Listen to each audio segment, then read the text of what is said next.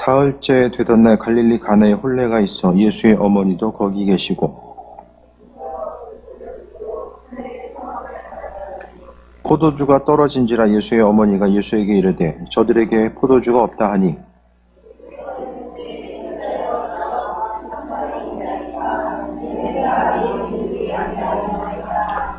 그의 어머니가 하인들에게 이르되 너에게 무슨 말씀을 하시든지 그대로 하라 하니라.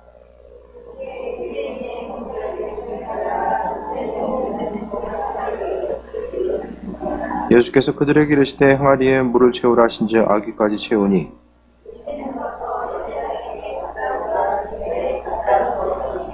연회장은 물로 된 포도주를 맛보고도 어디서 났는지 알지 못하되 몰돈 하인들은 알더라. 연회장이 신랑을 불러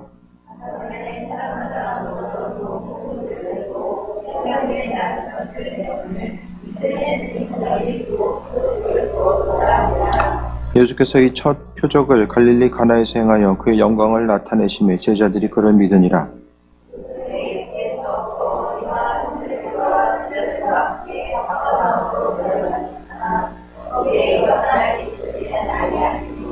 아멘.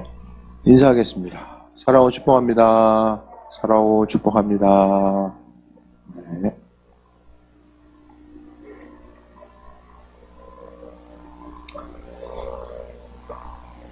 우리가 아는 것처럼 요한복음 2장의 그 갈릴리 가나에서의 혼인잔치는 예수님께서 그분의 공생의 시작 가운데 첫 번째 행하신 그 기적으로서 비춰지고 있습니다.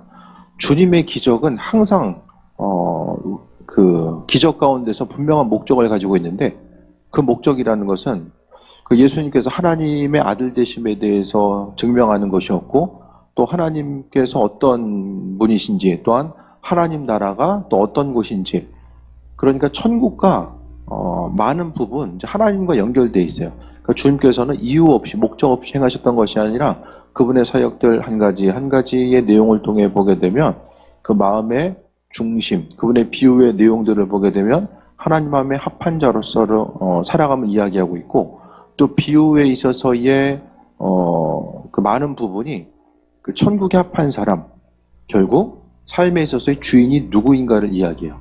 예수님의 비유는 성경에 있어서 38가지의 비유가 나와요. 그 중에서 16가지가 돈과 연결되어 있습니다. 재정적인 것과 연결되어 있는 것이 38개 중에서 16개의 비유입니다. 이게 뭘 이야기하냐면 돈이라는 것은 삶에 있어서의 어떤 평안함과 만족감을 주고 하나님의 자리를 대신할 수 있는 것처럼 보여지는 것. 그러니까 주인이 누구인지를 분명히 이야기하고 있고 예수님께서 산상수훈을 통해서 복 있는 사람이 누구인지를 말씀하고 있거든요.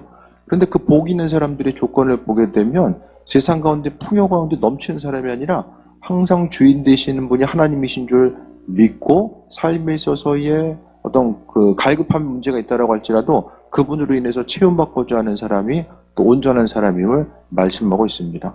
그래서 주님의 비유의 내용들, 그분께서 행하셨던 기적도 마찬가지고 결국에는 예수님께서 어떤 분이시고 또 하나님 나라의 합한 자가 누구인지를 끊임없이 말씀해주고 있습니다. 갈릴리 가나에 혼례가 있어. 그러니까 갈릴리 지역은 그 북쪽에 있기 때문에 그 물도 어느 정도 이제 많이 있고 폭포가 심지어는 폭포가 있고요. 그 건기 때에도 지하수와 또 폭포가 있을 정도로 물이 이제 풍성한 곳이 남쪽 광야와는 다르게 풍성함을 누릴 수 있는 곳이 바로 북쪽입니다. 그래서 갈릴리 주변에는 어업이 있었고요. 그 다음에 올리브 농사, 그 다음에 이제 오늘 본문에 나와 있는 것처럼 포도주가 이제 갈릴리 지역에서 많이 이제 포도가 재배되고 포도주가 특산물로서 많이 이제 나오게 되죠. 혼례가 있는데 여기서 말하는 혼례라는 것은 마을 전체의 잔치예요. 혼례는 그냥 가족 몇 사람이 아니라 그러니까 능력만 되면 동네 사람들 다 대접하는 것. 동네가 좀 크다고 할지라도 어느 정도의 경제적인 능력만 되면 다른 사람들 다 대접해야 되고 또 모르는 사람이라고 할지라도 초청에 있어서 응해야 되는 것이 예의로서 인식되었습니다. 그래서 동네에 혼례가 있다는 것은 동네 잔치를 이야기하고 혼인풍습, 유대인 혼인풍습은 잔치가 한 주간 한 주간 이어지고 그 다음에 이 혼주는 포도주를 풍성하게 내놓아야 되는 것이 이제 예의입니다. 준비해야 될 것이 음식을 준비하고 포도주를 준비해야 됐던 거예요. 포도주는 이 당시에 순도 몇 프로였을까? 포도주가 몇 돌 정도 되죠? 그 갈릴리에서 그 목양실에 이제 한 병 있잖아요. 선물 받은 거. 그 갈릴리에서 이제 받은 건데, 목사님 이제 선물해 준 건데, 상당히 독한 것 같아요. 근데 그 당시에 보게 되면 물을 섞었어요. 여기서 성경에서의 포도주를 먹었다는 것은 그 원에 두면 두수록에 발효가 되는데 그것이 아니라 물을 어느 정도인지 희석을 시켜가지고 포도주를 음식과 어떤 여러 가지 용도로, 약의 용도로, 음식의 용도로, 또 이제 뭐 어떤 음료수 용도로서 계속해서 사용하게 됩니다. 혼례가 있어서 예수의 어머니도 거기 계시고, 예수님 어머니 얘기가 잘 안 나오는데 이제 여기선 나와요. 많은 부분 이제 가려져 있죠. 그 예수님 어머니 마리아에 대해서 많은 부분 가려져 있지만은 그래도 여기서는 이제 몇 부분 발견할 수 있게 됩니다. 그럼 예수의 육신적인 아버지 요셉은 어디 갔죠? 요셉 어디 갔어요? 모르죠. 어머니만 나오고. 근데 아버지 이름이 안 나오잖아요. 초반에만 나오고 이제 성장 이후에는 안 나와요. 일찍 죽었을 것이다. 그런데 또 그렇게 일찍도 아니에요. 예를 들어서 이스라엘 민족들의 요셉의 콜레 나이가 어떤 20살 넘어가지 않았거든요. 그 15살 후반, 중후반 정도 우리가 보게 돼요. 그러니까 한 17, 18? 그러니까 어쨌든 20세를 넘지 않는 것으로 보게 되거든요. 그 당시에 예수님이 이제 첫째였었고, 그 당시에 이제 사람들의 평균 수명 자체를 한 40대에서 45세 정도 보고 예수님의 공생의 기간을 생각해 봤을 때에 그렇게 이제 그 일찍 단명했다라고도 볼 수 없는 거죠. 성경에 있어서 요셉 얘기가 거의 이제 나오지 않지만은 초반에 나오지 않지만은 저렇게 이제 성경을 보면서도 이제 예측할 수 있게 됩니다. 예수와 그 제자들도 혼례에 청함을 받았더니 3절에 포도주가 떨어진지라 예수의 어머니가 예수에게 이르되 저들에게 포도주가 없다 하니 포도주가 없기 때문에 좀 도와줘야 된다라고 그 의미성을 가질 수도 있고 또한 그냥 없다라는 사실을 알릴 수도 있지만은 오늘 그 4절을 통해 보게 되면은 그 포도주가 없는 것에 대해서 좀 예수님이 도움을 줄 수 있을 것이다라는 생각을 가지고 이제 이야기하는 거죠. 그러니까 그 마리아가 예수님을 생각했던 그 마음, 또 예수님께서 하나님의 아들 되심에 대해서 가장 확신하고 있는 것이 바로 어떻게 생각하면 마리아잖아요. 그 어머니잖아요. 그렇기 때문에 오늘 본문 가운데 이제 아들에게 어쩌면 도움을 청한 듯한 뉘앙스로 이야기하죠. 근데 아들에게는 4절에 여자여, 나 무슨 상관이 있나이까? 내 때가 아직 이르지 아니하였나이다 라고 이야기합니다. 여자여 나 무슨 상관이 있나이까? 이것은 뭐 많은 사람들이 해석하기를 어떤 그 당시에 사용되던 회화적인 표현일 수도 있고 궁중에서도 황후를 부를 때 이제 여자여라고 이렇게 사용했다라고 이야기하고 근데 뉘앙스 자체는 별로 이렇게 공손하게 예의 있게 부른 내용 같지는 않아요. 여기서 볼 수 있는 것은 예수님의 그런 말투 자체는 아버지의 뜻에 순종하고 있는 아들의 자세일 수도 있고 또 이제 그가 예수님께서 하나님의 아들로서의 어떤 공생의 기간을 통해서 그러니까 하나님 맡겨주신 직임 가운데서 활동한 것 그러니까 어머니의 관계성 가운데서도 오늘은 제자들과 함께함을 통해서 어떤 공적인 자리에서 움직임을 통해서 이렇게 이제 선포하지 않았나 이야기하지 않았나라는 생각도 해보게 됩니다. 구체적인 것은 모르지만은 어쨌든 간에 예수님은 하나님께서 내 때가 아직 이르지 아니하였나이다라고 이야기하는 것은 하나님께서 맡겨주신 그 사역 자체에 조금 더 중심을 두고 있는 것 같아요. 근데 이제 이 성경 보면은 이제 원어가 있는데 원어를 한국어로 어떻게 번역했느냐가 좀 조금씩 이제 뉘앙스가 다를 수가 있거든요. 하지만 오늘 본문 가운데 보게 되면은 예수님께서는 자녀로서 이렇게 어머니의 그 어떤 그 기대함과 소원을 들어주는 그런 전체적인 의미성보다는 하나님의 아들로서 공적인 그 공생애의 그런 사명을 감당함에 있어서 뉘앙스가 더 크다라는 것을 알 수 있어요. 근데 5절에 보니까 그의 어머니가 하인들에게 이르되 너희가 무슨 말씀을 하시든지 너희에게 무슨 말씀을 하시든지 그대로 하라 하니라. 4절하고 5절하고 좀 연결이 됩니까? 4절 5절? 4절에서는 내 때가 이르지 아니었다라고 이야기하는데 마리아는 뭐하고 있어요? 무슨 말씀을 어떻게 얘기하든지 간에 다 그대로 듣고 행하라. 그러니까 이것은 뭐 여러 가지 의미성들이 이제 있어요. 마리아는 예수님이 구체적으로 어떤 일을 행할 것에 대한 기대함이 있는 거예요. 예수님의 말씀 가운데서 그분이 이제 갈릴리 가나에서 이 혼인잔치를 위해서 어떤 구체적인 행함이 있을 것이다라는 그 부분에 대해서 기대하는 부분들이 또 발견됩니다. 그러니까 기도할 때도 마찬가지거든요. 기도하는 순간순간마다 우리가 생각해 봐야 될 것은 주님께서 명령하신 것은 무엇이든지 해야 된다. 그것에 대해서 오늘 요한은 본문을 통해서 강조하고 있습니다. 그러니까 제자의 본질은 뭐냐? 하나님 보시기에 합한 자 주님의 제자로서의 본질은 뭐냐? 아버지께서 말씀하시는 것을 그대로 움직이고 반응하는 것 자체가 바로 제자로서의 온전한 사명을 감당하는 것임을 이야기합니다.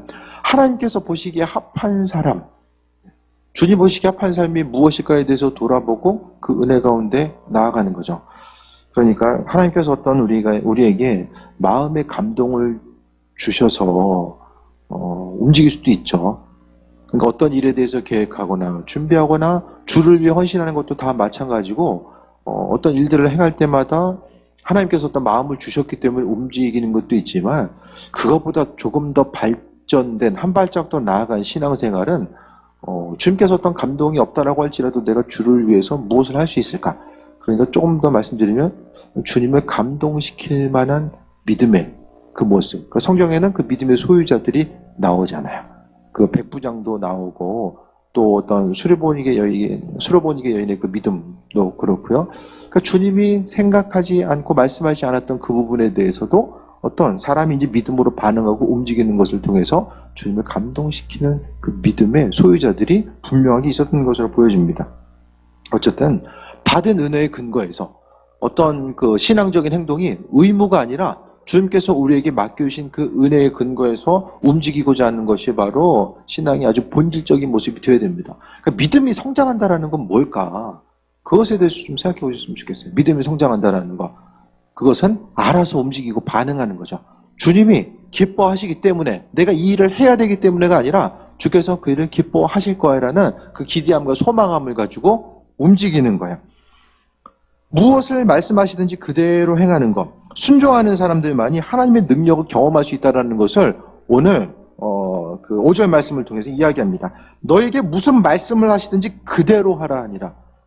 말씀이 들려졌을 때에 우리 스스로의 그러니까 우리의 생각과 이성은 주님의 말씀이 우리에게 들려졌을 때에 그것을 어떤 것을 할 수 있는 것과 없는 것으로 우리는 자연스럽게 이것을 재단합니다. 앞뒤를 자르는 경우들이 상당히 많이 있다는 거예요. 그것이 아니라 주님께서 원하시는 것은 그냥 있는 그대로 움직이고 반응해 나아가는 이런 과정들 자체를 말씀하고 있는 거예요. 그래서 오늘 마리아도 오늘 본문 통해서 그대로 말씀하신 그대로 하라라고 이야기하는 거죠. 그러니까 주께 기도 응답을 받는 사람들도 그렇고 그러니까 첫 번째는 하나님의 능력을 경험하는 사람들은 주신 말씀에 그대로 순종하는 사람들. 내 생각 가운데 이해가 되든 안 되든 간에 주신 말씀에 대해서 받아들이고 믿음으로 순종하고 반응하고 나아가는 것이 첫 번째이고 그 다음에는 그 이후에 이제 한 발짝 더 나아가서 선하신 아버지의 뜻과 인도하심이 무엇일까? 주님께서 기뻐하신 일이 무엇일까를 생각하면서 움직이는 거예요. 왜냐하면 그 단계에 가면은 주님 기뻐하신 일이 내가 기쁘고 내가 기뻐하는 일도 주님이 기뻐하시고 그러니까 주님이 기뻐하는 일이 나 자신이 기쁘니까 어떤 의지와 노력이 아니라 자연스럽게 내 삶의 여정이 주님 기뻐하시는 것들로 채워지고 움직이고 반응해 나아가는 이런 과정들 자체를 이야기합니다. 그렇게 하다 보면 신앙생활이 기도하는 것도 그렇고 말씀 전하는 것도 그렇고 어떤 고통의 순간이 아니라 그냥 기쁨 가지고 자연스럽게 움직여 나아가는 이런 과정들에 대해서 이야기하는 거예요. 체득화되는 거죠. 주님과의 관계성 자체가. 그래서 가서 그대로 하라. 이 말씀이 창세기에도 나와요. 창세기 41장 55절에 보면 바로가 이제 그 꿈을 해석하고 나서 이제 요셉이 꿈을 해석한 이후에 뭐라고 이야기하냐면 요셉에게 가서 그가 너에게 이르는 대로 하라 하니라 라는 내용이 그 창세기 41장 55절에 나와요.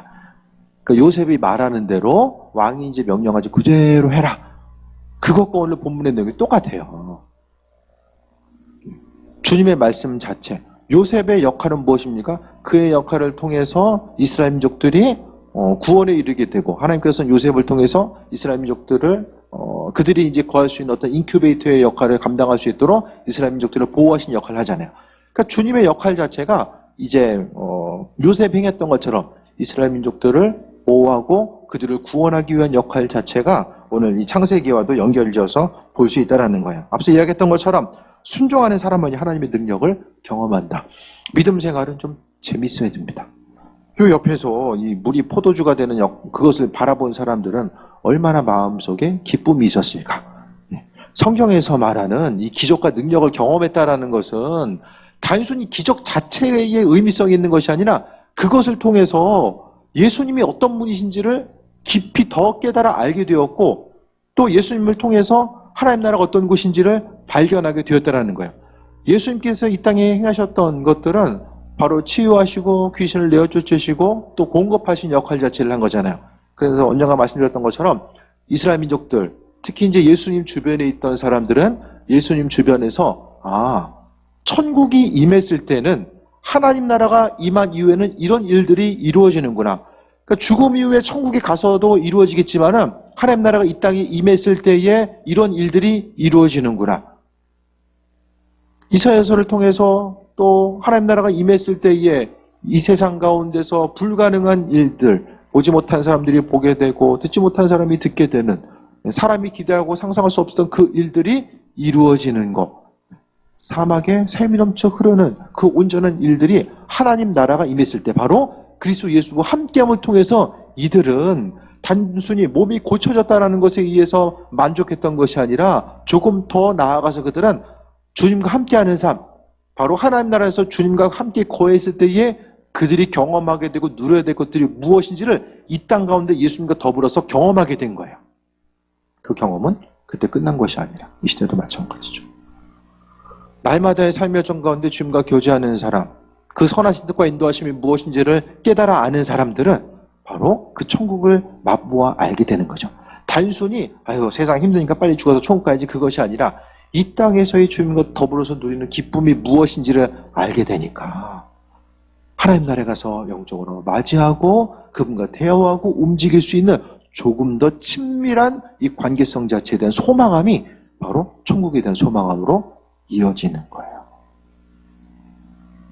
그래서 말씀으로 순종하고 믿음으로 반응하고 그분께서 이르시는 대로 그대로 행하는 사람, 하나님 내 인생을 축복하셔야만 하는 이유, 내 인생을 공급하시고 나를 사용하여 주셔야 되는 그런 이유 자체가 무엇인지 스스로 우리는 답을 할 수 있어야 돼요. 그 수많은 사람들 가운데서 하나님께서 왜 나를 축복하시는가? 이미 하나님은 십자가의 사건을 통해서 그리스도 예수를 통해서 우리에게 주실 것은 다 하셨다라고 말씀드렸어요.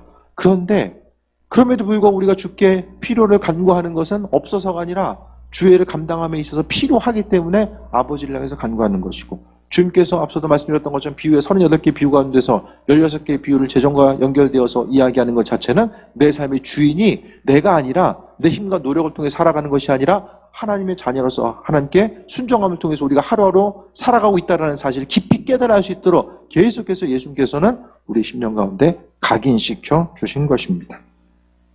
그대로 하라. 그때 예수님께서 바로 움직여요. 4절 보면은 아무것도 안 할 것 같이 이렇게 말씀하셨는데 그 어머니가 무슨 말씀하시든지 그대로 하라. 그 얘기를 들으셨는지 모르겠지만은 6절에 거기 유대인이 정결 예식을 따라 두세 통 되는 돌 항아리 6이 놓였는지라. 이 돌 항아리는 정결 예식, 이스라엘 민족들이 어쨌든 그 예배의 자리에 참여하거나 잔치 자리에 참여했을 때에 손을 씻고 바르시는 이런 정결 예식을 이것은 위생적인 관점도 있지만은 어떤 신앙적인 관점이 더 크다라고 볼 수 있고, 잔치가 이제 크니까 정결 여식을 위해서 돌항아리 6개가 있었다라고 이야기합니다. 가나의 혼인잔치 교회가 기념교회가 있어요. 가면은 그 지하에 이제 발굴토가 있거든요. 궁금하시면 그 웬만한 거 거의 밴드 올라가면 다 있어요. 뒤져보세요, 그냥. 그 사진첩 가면은 검색하면 있을지 모르겠지만은 제가 많이 올려놨거든요. 이스라엘도 가야 되는데 지금 원래 내년이 우리 계획한 해였었는데 이게 좀 어쨌든 간에 코로나 상황으로 인해 좀 밀려지게 됐지만은 어쨌든 한번 가서 보고 갈릴리 이스라엘 물론 그냥 들어서도 상상해서 봐서도 알겠지만은 직접 가서 경험하는 것도 또 좀 중요할 것 같습니다. 보면은 계속해서 이게 남아 있어요. 돌 항아리가 어떻게 생겼는지 이제 비춰지는데 7절에 예수께서 그들에게 이르시되 항아리에 물을 채우라 하신지 아귀까지 채우니라고 합니다. 항아리에 물을 채우라고 했을 때에 이거 보게 되면 예수님이 이제 물을 누가 채우는지는 모르겠어요. 하인들이 이제 채우고 움직이게 되는데 어쨌든 간에 그 물을 채움에 있어서 구체적으로 이제 어떤 마음을 가지고 움직였는지는 모르겠지만은 어쨌든 그 마리아의 그 언급대로 있는 그대로 물 왜 채우냐고 물어보지 않고 있는 그대로 채우게 되죠. 그럼 물 채우는 일은 쉬웠을까?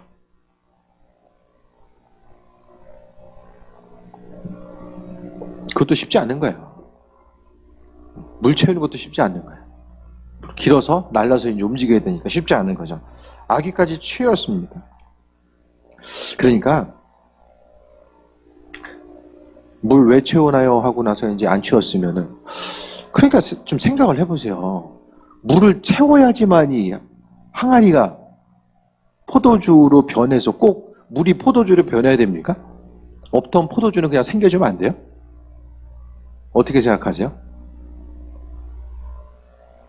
예수님은 물이 있어야지만이 물을 변화시켜서 포도주로 물이 있을 때에 물을 가지고 포도주로 변화시킬 수 있는 그런 능력만 있으시고 빈 항아리에 포도주 채울 만한 능력은 없으십니까?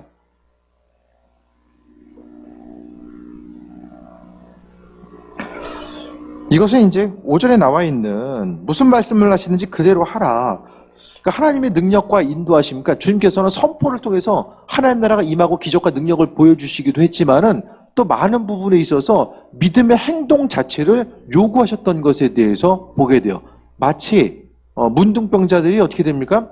돌아가는 길에 약속 믿고 돌아가는 길에 치유가 됐던 것처럼 구체적인 행함의 모습 자체를 요구하실 때가 있다라는 거예요. 우리의 기도 응답도 마찬가지입니다. 하나님께서 어떤 마음의 평안 자체가 어떤 문제가 해결되었을 때에 마음의 기쁨과 평안을 갖는 것도 중요하지만 하나님께서는 그 믿음으로 먼저 반응할 것에 대해서 요구하신다라는 거예요. 그 기도 응답을 받음에 있어서 아주 중요한 법칙 자체가 여기 나오게 되는데 있는 그대로 믿음대로 움직이고 반응하고 행하는 것 자체가 삶을 통해서 아주 중요한 요소가 되고 기도 응답에 있어서의 중요한 요소가 됩니다. 물이 채워졌을 때의 8절 이제는 떠서 연회장에 갖다 주라 하심에 갖다 주었더니 연회장은 물로 된 포도주를 맛보고도 어디서 났는지 알지 못하되 물을 떠온 하인들은 알더라라고 이야기합니다. 물을 떠온 하인들은 알게 되죠. 여기서 이야기하는 것은 그러니까 물이 변해서 포도주가 된 것, 또 이전보다는 사람이 만든 것보다 훨씬 더 좋은 포도주로 변했다는 것. 여기서는 예수님께서 앞으로 행하시게 될 사역 자체가 낡은 것을 주님의 창조로 인하여서 새롭게 변화시키는 것. 주님의 사역은 이전 것을 뒤로하고 새로 만들어 가시는 그런 사역들이라는 것을 첫 번에 이 갈릴리 가나의 사역을 통해서 그분께서 친히 증명하셨음에 대해서 이야기하고 있고, 갈급한 것, 그러니까 반드시 있어야 될 것들, 필요한 것들, 잔치에 있어서의 포도주가 빠지면 아예 없는 거야. 그러니까 생일 파티에 초대했는데 밥이 없는 거야. 반찬만 있고 밥이 없는 거. 이거보다 더 심할 수 있어요. 어떻게 생각하면. 그러니까 반드시 있어야 되는 거예요. 이게 없으면 잔치가 안 되는 거예요. 그런 필수적인 요소, 그런 갈급함이 없어 요소. 그러니까 지금에 있어서 이런 그 많은 사람들이 모여든 이 잔치, 결혼식이었음에도 불구하고 그 안에서 뭐가 나타납니까? 결핍이 나타나요. 결핍. 반드시 있어져야 되는 것이 사라져요. 이 결핍은 많은 사람들로부터 많은 사람들이 당황할 수밖에 없는 그런 환경이죠.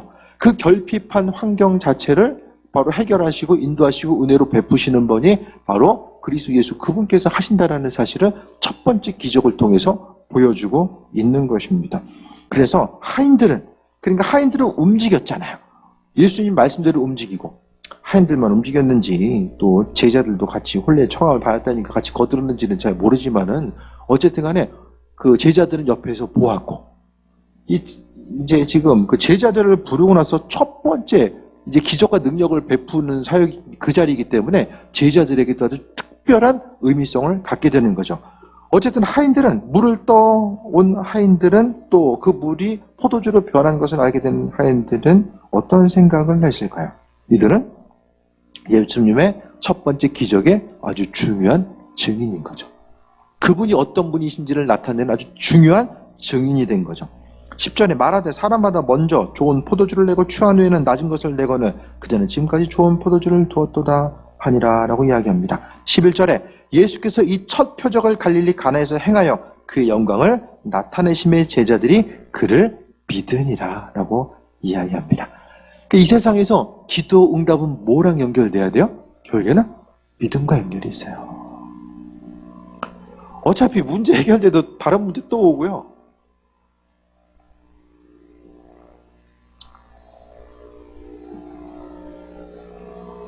기후학자들은 2030년대에 인천공항이 잠길 가능성을 이야기하거든요. 인천공항. 그걸 좀 들었어요. 기온 상승을 한 4도 정도 이제 10년 후에 4도를 이야기하는데, 이것을 1.5도까지 낮출 수 있으면 그나마 이제 어느 정도 방어가 되는데 그 시간이 넘어가게 되면은 그 온도가 3, 4도까지 올라가면 이제 많은 부분 잠긴다는 거예요. 그 시간이 얼마 남지 않았다라고 이제 이야기하더라고요. 이 코로나 위기를 경험하니까 질병에 대한 이 비슷한 질병 자체가 또 언제 또 올지 모르는 그 상황들이 이제 놓여졌잖아요. 지구적인 위기 자체가 언제든지 올 수 있는 거. 바이러스는 우리가 알지 못해서 그렇지 너무나도 많은 부분이 이제 존재하고 있을 거예요. 그 상황들마다 우리가 이제 대처하면서 나아가는 것이 힘들죠. 그러니까 세상은 하나 지나가면 또 언젠간 또 오고 육신의 건강의 문제도 하나 치유 안 받으면 또 언제 아플지 모르고 또 다른 부분에 있어서는 마찬가지죠. 육신의 근심 걱정은 계속해서 다가온다라는 거예요. 그러면 우리는 그 기도했을 때에 항상 어떻게 하면 이 문제 해결될 수 있을까? 이 상황 어떻게 모면하고 어떻게 지나갈 수 있을까? 그것에 대해서 집중하기보다는 눈에 보이는 환경과 그 기도의 제목을 통해서 내 믿음 붙드는데 더 중심을 둬야 된다는 거예요. 믿음 있다라는 것은 눈에 보이는 것 그것 때문에 날마다 흔들리고 반응하고 근심 걱정하는 것이 아니라 믿음 있다라는 것은 견고함을 이야기해요. 하나님을 내 가운데 견고한 삶을 살아갈 것에 대해서 이야기합니다. 이제 코로나 상황은 대충 분위기 보니까 내년 봄 정도면 좀 어느 정도 이제 정리가 될 것 같아요. 상황 자체가 조금 더 이제 최근 몇 주 사이에도 급변해가지고 뭐 치료제도 그렇고 바이러스도 그렇고 이제 백신도 그렇고 어느 정도 해결이 될 것 같아요. 근데 중요한 것은 그 이후에도 우리가 어떤 마음을 가지고 어떻게 살아갈 것인가. 믿음입니다. 믿음. 이 환난과 어려움의 시기를 지나가기 원합니다. 그것보다는 이 어려움의 시기에 주님 믿음 지키길 원합니다. 환난과 어려움을 통해서 믿음이 더욱더 견고해진 일도 있지만은 가지고 있었던 믿음이 까먹은 이들도 분명하게 많이 있을 거예요. 삶의 순간순간마다 오늘 본문 보게 되면 11절에 그 영광을 나타내심의 제자들이 믿었다.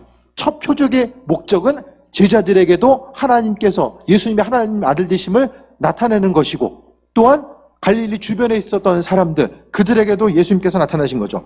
그래서 예수님의 관심은 없는 곳에 있어서 포도주 그냥 단순히 육신적인 필요를 채웠다라는 거기에 중심 두신 것이 아니라 예수님이 하나님의 아들 되심에 대해서 표적을 통해 나타나신 거죠. 결국 역으로 이야기하면 예수님이 하나님 아들 되심에 대해서 믿음으로 반응하고 움직이는 사람은 계속해서 하나님의 표적과 영광을 발견하게 되는 거죠. 날마다 주님 먼저 움직이세요. 믿음 생활이 항상 요즘 생각하는 것은 좀 재밌어야 된다. 신앙생활이 좀 재밌어야 돼요. 점점 더 그 생각이 좀 많이 들어요. 믿음 생활이 좀 재밌어야 된다. 좀 재밌으세요? 신앙생활 하는 거? 믿음 생활. 맨날 눈물로 버텨야 돼요? 네? 맨날 그 보이지 않는 산꼭대기, 거기를 올라가는 것처럼 날마다 마음에 어떤 무거운 짐을 지고 산꼭대기에 올라가는 그 심정 가지고 우리가 신앙생활 할 것인가? 아니, 여기서 이제 예수님 곁에서 주님의 함께 하심을 경험했던 이들은 얼마나 신나게 예수님 따라다녔을까? 그 생각을 좀 해보게 돼요. 주님 곁에 몰려들었던 수많은 사람들, 제자도 있고, 단순히 따라다녔던, 기적만 바라보고 따라다녔던 군중들도 있지만, 예수님 옆에서 주님을 경험했던 사람, 그 사람들은 얼마나 신앙생활이 재밌었을까?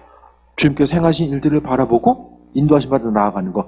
이것을 주일날 제가 말씀드렸던 것처럼 하나님께서 행하시는 그 일들을 구체적으로 경험하고자 하는 그 마음의 느낌과 이것이 믿음의 영역이라고 말씀드렸어요. 믿음과 소망감과 기대함을 가지고 나아가는 거죠. 그냥 보여지는 환경이 사단이 환경을 통해서 끊임없이 우리 믿음을 흔들고 야, 기도한다고 이게 되겠어. 백날 기도해봐. 기도해도 환경은 맨날 똑같잖아. 옆에서 계속해서 속삭이지만 그것에 반응하지 않고 하나님 말씀 가운데 반응하고 하루하루 기대함을 가지고 살아가는 거죠. 기대함은 눈에 보이는 어떤 막연한 것이 아니라 믿음으로부터 나와요. 그 기대함은. 그 믿음 잊어버리면 다 잊어버리는 거예요.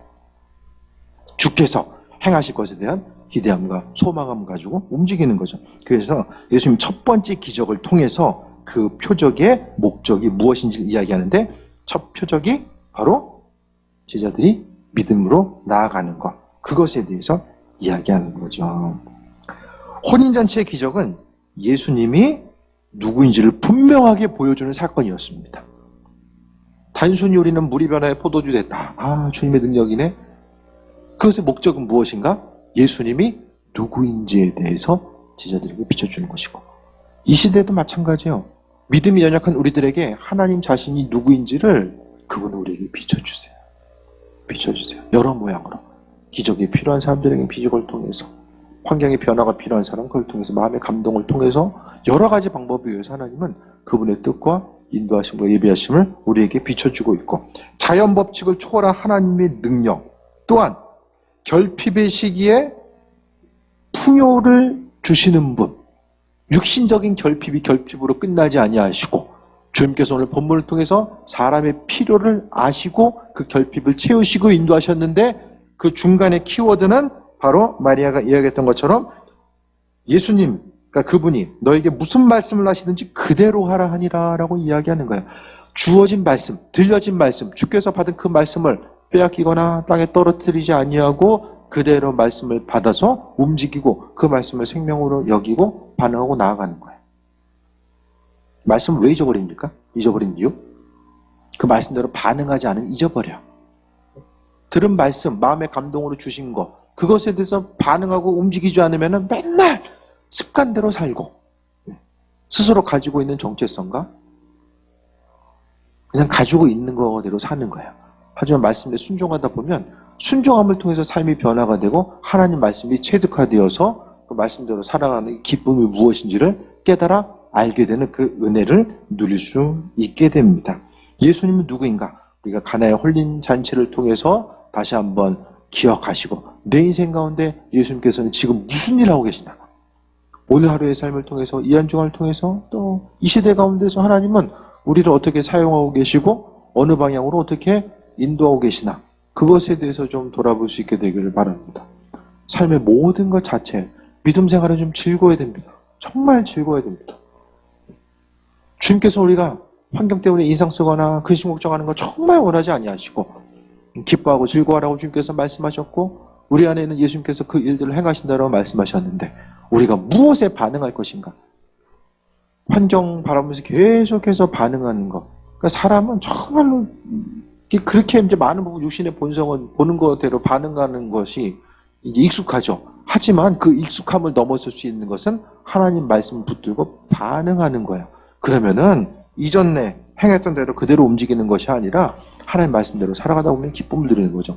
그래서 하루하루 삶의 여정 가운데 주님 만나는 그 순간까지 어떻게 하면 좀 행복하고 기쁘게 좀 신앙생활 할 수 있을까? 그것에 대해서 좀 생각해 볼 수 있었으면 좋겠습니다. 목회하다 보면 맨날 똑같은 거 가지고 고민할 때가 있거든요. 똑같은 일 때문에, 똑같은 사람 때문에, 똑같은 환경 때문에. 그러면 시간 지나고 나면 별로 이렇게 근심 걱정했던 것이 유익이 없잖아요. 그러니까 결국엔 그 유익이 없는 걸 계속하고 있으면 사단에게 또 속고 있는 거예요. 사단은 우리가 무엇에 반응하는지를 알아요. 어떤 환경적인 요소에 반응하는지를 잘 안다라는 거예요. 그것에 대해서 우리가 생각한다면 날마다 보여지는 거 똑같이 반응하고 똑같이 움직이고 이거 계속해서 하기보다는 이제는 그 굴레를 벗어나서 하나님 말씀 앞에 반응하고 내 인생 어떻게 하면 조금 더 기쁘게 신앙생활 할 수 있을까?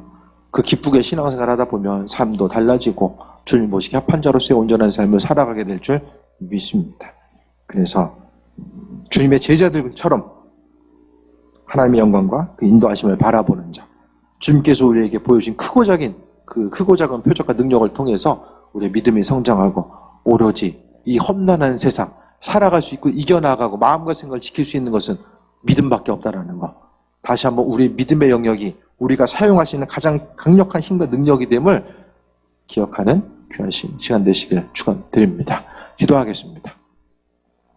아버지의 사랑에 감사합니다.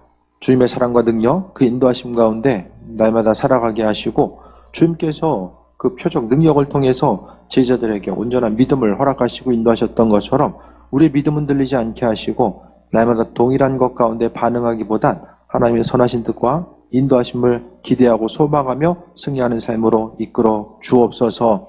우리 마음과 생각을 지켜주시고 주님, 우리 마음이 더 넓어지고 광대하신 하나님의 뜻과 인도하심을 또 실천하고 행할 수 있는 그 존귀한 그릇 되길 원하오니 아버지, 우리 한 사람 한 사람 기억하여 주시며 이 어두움의 시기에 우리를 사용하여 주옵소서.